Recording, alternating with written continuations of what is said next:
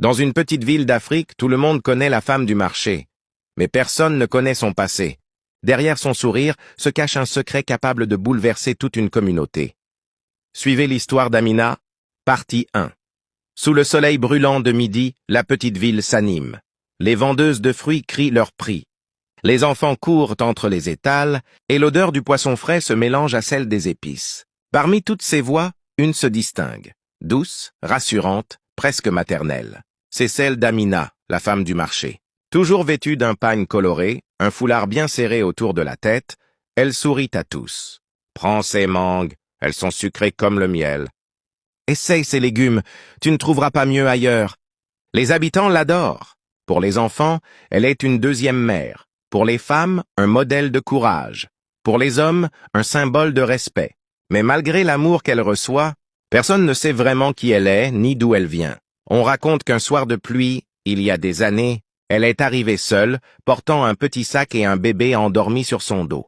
Depuis ce jour, elle n'a jamais parlé de son passé.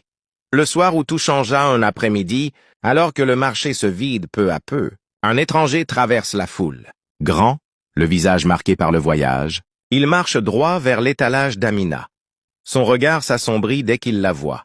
« Impossible », murmure-t-il. Amina sent son cœur s'arrêter. Ses mains tremblent. Elle évite ses yeux, mais c'est trop tard. L'homme sourit tristement. « Toi, tu es vivante ?» Amina baisse la tête. Elle aurait voulu disparaître à cet instant, car cet étranger venait de réveiller un passé qu'elle avait enterré depuis longtemps. Les rumeurs, très vite, les rumeurs se répandent dans toute la petite ville. Aminaen n'est pas celle que nous croyions. Elle n'est pas une simple vendeuse. C'est la fille du grand chef, la survivante du massacre. Car des années plus tôt, dans un village voisin, une guerre avait éclaté. Le village fut brûlé, les habitants massacrés, et la fille du chef disparut ce jour-là. Tout le monde la croyait morte. Pourtant, elle était là, devant eux, vivante, vendant des légumes comme si elle n'avait jamais porté de couronne. La suite dans la partie 2.